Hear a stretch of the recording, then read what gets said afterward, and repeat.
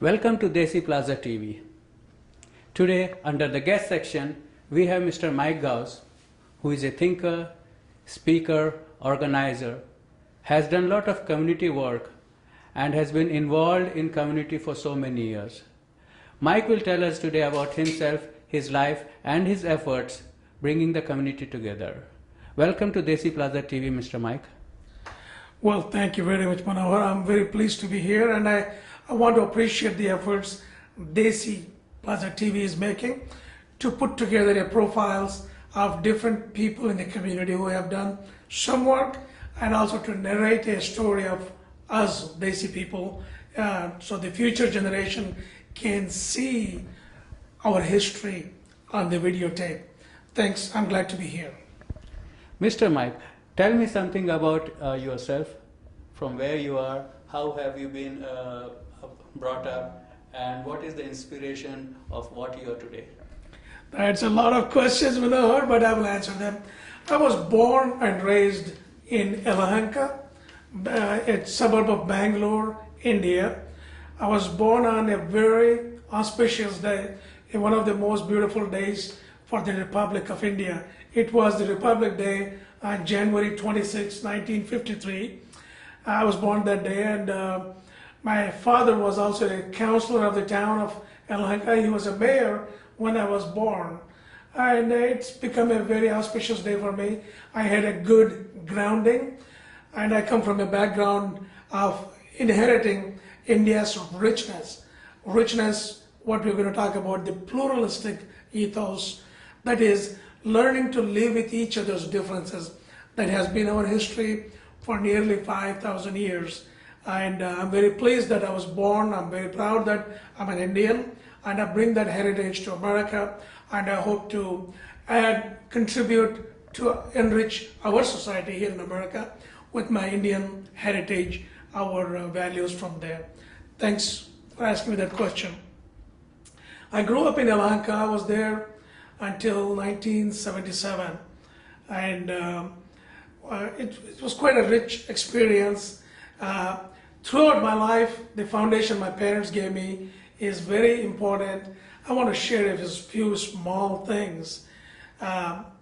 When I was growing up, about high school, I need to place the time for that, maybe around 14 to 16 years old. I was going to the Bhajan Mandir. Every Friday mosque I used to go. Then right in front of my house, across the street, there was a Bhajan Mandir, and every Friday evening I used to do bhajans. On Thursdays, there was a Mahabodhi Society where I learned a whole lot about Buddha. And my close friend was a Jain, and my mother's close friend was a Parsi, and our neighbors were Christians. So I'm very proud and privileged that I was able to connect and relate with each one of them, and that way all of that has come into me. And my father taught us without any barriers. We grew up with no barriers. Even my sister, even after this many years, we are very reluctant to say we have Hindu friends. We have friends. Religion is secondary. So, but that's how we grew up in India. And way back, that's part of the growth. And in the college days, my teacher, Mr. A. Ramchandra, who I always remember and admire, my English teacher, he was a huge Sai Baba Bhagat. And he and one of my friends, he used to be Saris. He was very intellectual on Islam. So the three of us used to get together and talk about interfaith dialogue. In my home also, we had Mr. Hussein used to come. He was a Shia Muslim, and we were raised with no distinction of any religion. So my grandfather and him used to talk about that. We learned how to conduct a civil dialogue. Accepting the difference, that's our heritage, India's. You and I may have different opinions, but still we accept the differences and carry on a very civil dialogue. So those were the upbringing things. I also want to share, I think it is a very important, it has shaped my life. I remember in India there used to be communal riots, we call, where Hindus and Muslims, or Muslims and Hindus, Christians, every now and then there will be some friction. So was with Tamil and Kannada, Kannada and Telugu. And I remember when N.T. Ramrao's picture came up, life-size pictures, and whereas Rajkumar's were done, then there were fights. So we always have issues that we fight about. We give different labels. So during this communal riots, a few Hindus and a few Muslims were killed. It was a shameful thing. But this is the lesson my dad taught me to the whole family. He would gather all of us and he would say, look, this communal riot has killed 2 or 3 Hindu family members and Muslims. Their families are widowed, their wives, their children have become orphans. Who's going to take care of them? And he taught us, he never blamed Hindus or Muslims. He always went to that, let's say use the name Ram or Rahim. He said, if that Ram guy had not started this little fight, nothing would have happened. Or he would say, if Rahim had not fought back or made the fight bigger, none of this would have happened. Their families would have been safe. Then he would say, people have a habit of blaming religion. He says religion is an intangible thing. You can't touch, you can't feel, you can't smell, you can't see. It's intangible. So he said, in case like that communal riot, if you find the guys who have done wrong, find it, take them to the court and do the right thing, do the justice. Justice is done, problem is solved, and people feel good about it. Nobody is apprehensive of each other again. Whereas if you blame Hinduism or Islam, it's like barking in the darkness. No problem is solved, problem is continuous.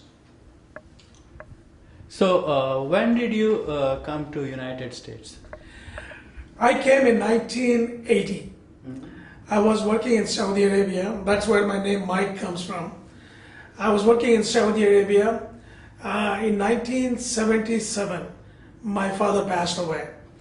And I wish he was alive, so I wanted to do things for him. I couldn't.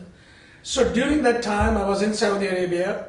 I was a chief accountant for Fluor Corporation, one of the largest petrochemical engineering company. My friend, he worked for me at one time. He's 96 years old. He lives in Richardson, Everett, Blauvelt. He and I were talking every day, and when my father passed away, he was a very good fatherly figure to me. He was always inquiring about my mother, my things, how things are going. So we became very close. Then I had always wanted to come to the United States. I read Dale Carnegie's book, How People Interact, and I had this dream of coming, but never seriously thought about coming here. So Mr. Blauvelt, Everett Blauvelt, I call him Dadsky, he said, you need to come to the States. I didn't pay attention, I just let it go. One day, I think sometimes in, I don't remember, sometimes in 78, he said, you need to go to the US consulate in Tehran. And I said, what for? He said, just go there. I go there, they had my passport stamped. And he said, you go stay in my house and do what you need to do. And then I joined the University of Dallas. So he called me affectionately Mike. And way back in Saudi, I didn't change the name here in Saudi Arabia. So when I became citizen here, I kept that name for me, Mike. And that's how my name came. And it's an honor to him for giving me that name. And ever since he lived in Richardson, I came to Richardson. I lived my first 12 or 13 years of my life in Richardson, maybe 14 years, actually 16 years in Richardson. Then I moved to other places. Tell me something, how you got involved with the Desi community? I guess everyone has a story to tell. In 1993, my wife at that time and I went through a friendly divorce.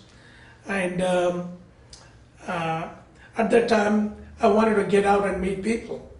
One of my friends, Vinod Mathur, hi Vinod. Vinod Mathur, he said, I used to take care of his business. He said, why don't you join India Association? So that was the first time I learned about India Association, and I joined India Association. Then I wanted to go learn about what's going on in our community. There was no medium to connect us Indians at that time. There were not that many Indians at that time, probably 6,000 to 7,000 maybe, somewhere near there. So I joined the India Association and then was looking for a medium for us to connect. Then there was a friend who said, why don't you start a paper?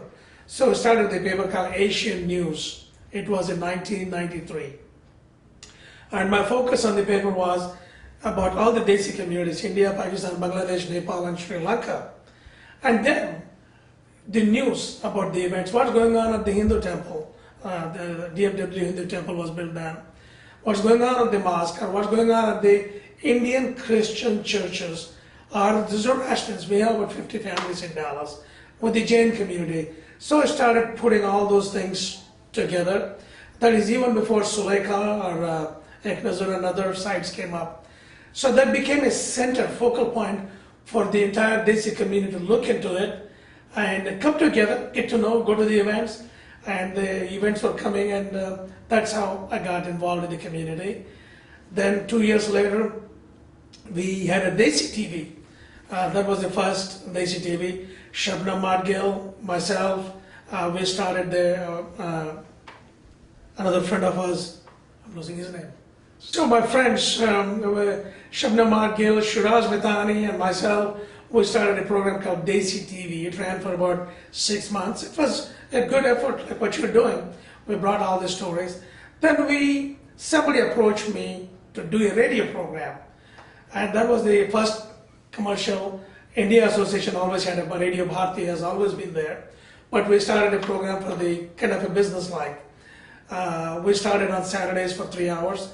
Even there, Manohar, we started doing like the events. Every Saturday for about 15 minutes, whatever festival that day, whether it's Sri Ram Navami, Janmashtami, Milad, Muharram, or Paryushan, whatever festival that week, we compacted them in the 15 minutes. If there was only one festival, we talked about that festival. From there, the pluralism grew, so people can learn about different festivals. As an Indian, I'm embarrassed if, of course I do know, I would be embarrassed if my neighbors are Muslims, I don't know their festivals, anything about it. What I learned is not the right thing. Or if my neighbors are Hindus, I don't know about Janmashtami or Ram Navami, I cannot proudly tell I'm an Indian, I know everything. I don't know my neighbors. So this program helped many people get that. We also had a program called Wisdom of Religion, where for 2 years, every morning 6 to 7 on 11:50 a.m., Monday through Friday, 5 days a week, 1 hour, every religion with no exception, including atheism to Zoroastrianism and everyone in between, 1 hour.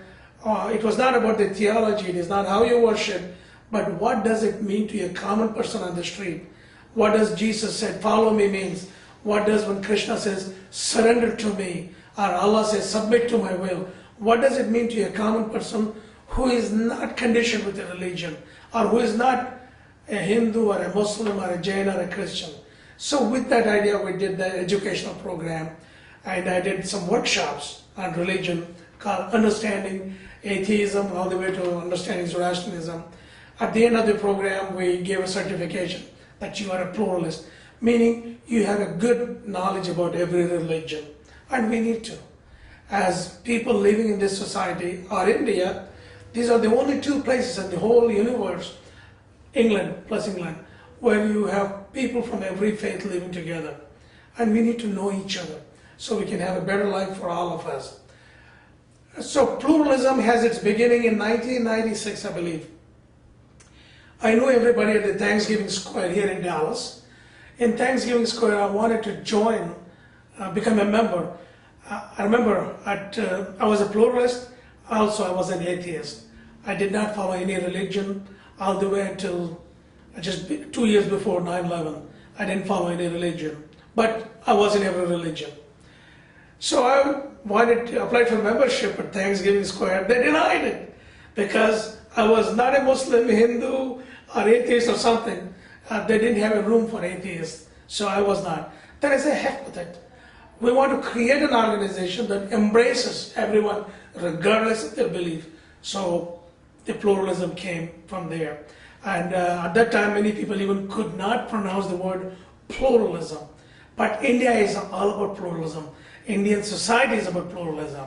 So we created this Foundation for Pluralism, and we have been doing lots of programs to bring all Americans together, regardless of our faith, ethnicity, race. We all want to come together to create a very secure and safe America for all of us. Earlier you mentioned that there was a small incident in your life, in your brother's office, that made you think. Can you tell me something about that? Sure. I love my mother and my father for giving these pluralistic values. My brother Farouk has a real estate business in Bangalore, and his manager was, I don't even want to say a religion, but he was a Hindu, and his name was also Krishna. And one day Krishna, being a manager, put up a picture of Lord Krishna on the wall. And he got a little panicky. He didn't know what to do with it. So he goes to mother. Says, Mother, my manager has put Lord Krishna's picture on the wall. What do I do? The first thing my mother asked, do you have a picture frame of Allah or Muhammad or any of your religious thing? He says, yeah, I have name of Allah on the wall.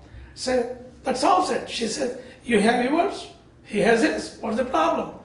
And my brother was very happy. And when I was told this story years later, I was just thrilled. Said, this is a beautiful teaching that we have. You follow your religion, I follow my religion. Why should it be a problem? On that note, I want to share a few more things about pluralism on earth. God has created all of us to be diverse, intentionally diverse. Meaning, you look at this, everything, Bhagavad Gita says, no blade of grass is alike. And we hear the expression, no two snowflakes are alike. If you look at, in October of last year, we were 7 billion people on this earth. Each one has a different thumbprint. No two thumbprints are alike. Maybe it's a rarity. Our eye print is different. And of the 7 billion we are, each one has a different DNA makeup. So this is God's intention for us to be different and unique. Our taste buds, in your own family, Manohar, your mother cooked the food. You and your sister, although you ate from the same food, but you developed a different taste bud. You may take more salt, or you may have more pickle. She may take less. Each one has a different taste bud. That is also unique. So what pluralism is, learning to accept the otherness of other. You don't have to be like me. God has created you to be a very unique being. Respecting your uniqueness is respecting the Creator. For example, we have, race-wise, we have the African Americans, we guys, the brown guys, the Caucasians, and the Chinese. It's God's intention to create us this way. If I look down upon a Caucasian or African American or Chinese less than me, I'm not being respectful to the Creator who created all of us. To be respectful to the Creator, we have to respect everything that He has created. So we need to take this, extend this acceptance of the other to religion also. You and I can believe differently, so what? We can live with it. You can worship here the way you want to worship, I can worship mine. How is it affecting you and I? If I eat, let me ask you this question, this is a good question. Between gulab jamun and jalebi, what is your preference? If I say, Manohar, you got a choice, you can pick gulab jamun or jalebi. Both are sweet, so I can pick any. Now tell me, which is your favorite? Only one? Yeah, it will be gulab jamun. Gulab jamun. Now let's say your sister picks jalebi. Mm-hmm. If you bring a dietitian, a research scientist like Krishna, or a doctor or a food connoisseur, and if he comes and tells Manohar, gulab jamun doesn't taste good, jalebi tastes better, or Mysore pak tastes better, what do you say? Hey, I'll enjoy this food. This is my favorite. So like that, religion is the same way. What you consume, gulab jamun gives you the joy. Your taste bud. Gulab jamun in itself is not better than jalebi. It is what your taste bud is conditioned to connect with. That's why you like that. And your sister may like jalebi because that's how her taste bud connects with it. Religion is no different. Religion is what you are conditioned to grow up with, or you choose to accept. So it is your religion. It's like your taste bud. It is your gulab jamun, your peach cobbler, if in American terms. So if you can learn to respect that, I have no problems if you eat jalebi or badshai or whatever that thing is. You have no problem with what I eat. You have no problem if you eat thick dal or chana dal, or lamb or fish curry. It doesn't matter to me. So religion should be the same way. There are some people who, both in all religions, Hinduism, Islam, Christianity, Judaism, there are a few who do not understand religion. And they are the ones who, since they don't understand religion, they're insecure. They think if everybody has to believe what they have to believe, they think everybody has to eat gulab jamun. And that's not how God has created. And I can proudly say, God will never let Hinduism become the religion of the world. Christianity will not be the world religion of the world. Neither Islam. Everyone will have their share throughout. Everyone will exist because that's how God has created. Pluralism is learning to accept that. It's God's intention. We didn't create the religion. It came through God or through our sages, saints. They brought this goodness for us. What is religion? Religion, let's say for example, don't ask an imam, don't ask a pandit, don't ask a clergy, ask somebody, let's say Mr. Spock, you know the Star Wars movies. Let's say Mr. Spock comes, or somebody from Russia before they break up. They have no idea what religion is. They have no idea even what God is. So what they do, they evaluate, like if you evaluate different software systems, which one functions best for a given application, they would evaluate religion. Actually, I had a lady from Russia that I interviewed on the radio way back in 90, whatever time. And she said, when Russia opened up, they opened up for people to come and sell religion. I'm using the word sell in really that sense. So she says there were tables in a big hall, like an exhibition. There was an Islam booth, there was a Christian booth, there was a Hindu, Buddhist booth, a Baha'i booth. Each one was selling that their religion was better. And she said it was funny because you're selling a product that is intangible, you don't see it, you're just selling a value. Listening to each one of them, she said, as a person with no conditioning of prior religion, to me all of them sounded exactly alike. She said, Islam, Hinduism, Baha'i, the bottom line is there is a book of guidance to everybody. Everybody believes in God in one form or the other. And everybody does a thing called prayer, every religion.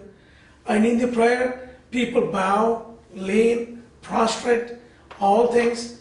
She said that is pure humility that religions are teaching. Then she says, when looking at all of them, the bottom line is, when your loved one dies, you are afraid, you don't understand. If somebody does hurt your family member, how are you going to get even with it? You don't know. So those fears and phobias and anxieties rest in us. And then she says that religion, whether it is Islam, Hinduism, Buddhism, Jainism, Baha'i, they help you find peace within yourself. They release you, they find moksha for you, they find nirvana for you, they find mukti for you. And when you do that, you feel in command. When you're angry, when you're upset, you're not you don't know what you're doing. But when you bring it together, religion, then it also tells you how to live with others. And that's what religion is about. You have been featured in a lot of prime time channels. Can you tell something about those? Well, it's I since I was started with TV way back in 95 or 96. 9/11. No, prior to that, Oklahoma bombing in 1992, at about that time. Not 92, something around 94. When that happened, all the TV cameras converged on the mosque. So I was there, and they interviewed me. When it comes 9/11, they interviewed, every channel was there. CNN ran a 30-minute story on it, and literally every channel was doing the coverage. And all my friends, Desi friends said, "You did good. You told what needs to be told." You said, "You summarized everything together." And that's how I was. And again, I must say that I was the first Desi radio talk show host in Dallas, maybe in the United States, because most of the Desi radios were songs. Ours was the first talk show radio. We talked about every issues. So I had this background of writing in the newspaper, then doing a talk show, having when they had the Pokhran blast in India and Pakistan, we had a few Pakistani leaders, a few Indian leaders sit down and discuss the effects, the sanctions that U.S. had placed on both the countries. How did we deal with it? So I have quite an extensive background in that. Then I had the background on the television, and I have been writing. It bothers me when you see, again, it's not only Indians, American people, they don't know a whole lot about other people. So this desire for promoting knowledge, education, being a teacher to everyone, if you are angry at me, be angry at me if I've done something wrong to you personally, not because the way I look or the way I talk. So from that idea, the pluralism developed, and I'm very pleased. I was on NPR many times, and I was also on the national public television a few times. It's all during 9/11. Then after that, local television, ABC, NBC, CNN have been covering. Anytime there is a disaster anywhere, somehow they call me, and I go there, talk about it. About 2 years ago, it's a funny story. I was driving to Kentucky. On the road, I get a call. It was Sean Hannity called. And he said, there is some conflict going on at the time. Can you get on the radio and talk about the issue? They had seen me before. And I said, well, I'm driving. He says, can you pull over in a small town or in a Starbucks and then talk from there? So there was no Starbucks. I was in Mount Vernon, Texas. There is no Starbucks there. So I drove and tried the town, very nice town, and the library, somebody, I know in the library you can go. So I walked into the library. This lady was there at the front. Do you have a room someplace in the library that I can sit down and make the conversation? She says, what radio? I said, Sean Hannity. Her eyes opened up. So she said, there is a room upstairs, you go sit down and talk. I bought a hat when I was in Australia. I was a speaker at Parliament of World Religions. I bought one of those hats, and I love wearing that hat, especially when it is raining. So I go sit in this big room with the big hat, and I had my laptop, my camera, all the wires connected. So we were on the air. I was talking with Hannity on the radio. Brigitte Gabriel was my other person. She has a habit of speaking very loud, and I had to match that.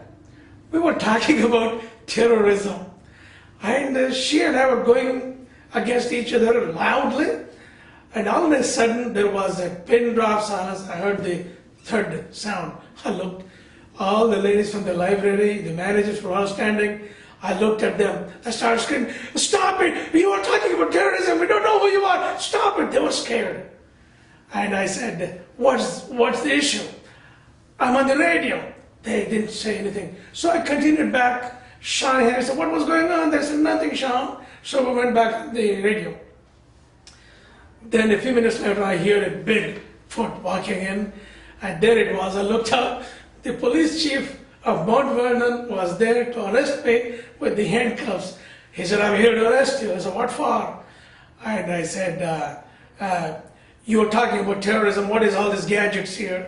And I'd never seen any guy like you wearing a hat. I looked funny. They had never seen anything in that town, a non-white. They have seen African American, but they had not seen anything like me. So then I said, "Wait a minute, dude." So I had to hang up on the radio. And I said, "I was with Sean Hannity." So, "Was that you, dude?" "I was driving and listening to Sean Hannity. Was it you?" I said, "Yes." I started laughing. And I took pictures and wrote a blog about it.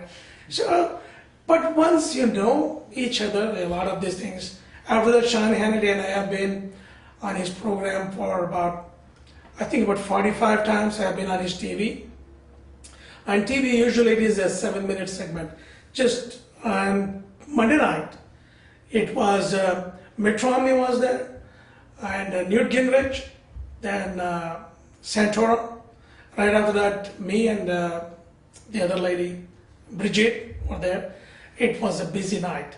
So I was at one time, I was among these top 30 guests because he would call me on any issue, whether it is pluralism, politics, or foreign affairs, or religion, or even Islam. He would call me on those issues. So that's how I have been on the TV, radio, and thank God, Huffington Post, which is the second largest web newspaper in the world. And I have been on it, and they're publishing more than I wanted. I wanted to do once a month. Now I'm doing 2 to 3 articles a month on the issues that we face as a nation every day. At Dallas Morning News, I write every week on pluralism. You can pick up anything. Out of the 100-some articles, maybe there are 1 or 2 that did not focus on any religion, or one might have focused on Islam. That was last week. But all the other 96, you can read through it. The article weaves through Hinduism, Islam, Jainism, Native Americans, Judaism. Pluralism we are all one people. Vasudhaiva Kutumbakam, that's the whole concept. As one people, I want everybody to feel they are part of this story. So every article has something about it, and I'm continuing with what I learned from my dad. Every week, if there is a festival, Janmashtami, Ram Navami, Paryushan, Rosh Hashanah, Christmas, Ramadan, I write the essence. Not what the rituals, but the essence. Why do we celebrate Janmashtami, or Milad, or Ramadan, Christmas? What does it mean for a person who is not religious? So we can learn about each other and respect the otherness of other. So that's what pluralism, that's how I have been on the television. And I'm going to be more on TV and radio. So where do you go from here now? Where do I go from here? Pluralism is very critical in America. Right now with politics, there was a beautiful share poetry someone had recited some years ago. So when there is a conflict between India and Pakistan, first find out if there are elections. If there are elections, politicians create the conflicts. In America, nothing different. Right now with the elections going on, politicians want to gain support from their base, and they tell things that really don't make any sense. Just to give you an example, since I'm from India, let's relate with the issues, India-related issues. In November last year, 2011, in Kentucky, one of the Indians opened a new factory, creating 275 jobs. So when he had the, excuse me, I said earlier, Bhumi Puja. Yeah. When in the Kentucky, when he had the Bhumi Puja done, the governor of the state of Kentucky came and some other people. And the governor obviously wore pajama and t-shirt and put the tilak. And all of a sudden, some of the senators, and I'm a Republican, but the Republican senators, some of them were extremists. He started saying bad things about Hinduism, and calling the governor names that he went to this polytheist, idolatrous thing, it offended me. What does he know about Hinduism to talk about it? And then, so I wrote an article in Huffington Post, standing up for Hindus, what I call standing up for Jews, standing up for Muslims. So I'm gathering up articles, comments from everyone. I'm going to go see that Senator Williams in Kentucky. Sit down with him and explain to him what Hinduism is. If you talk something about some religion, learn about it, not from the bad guys, from the good guys, from the people who know about the religion. Then Pastor Jeffress, right here in Dallas. Again, I want to be clear here.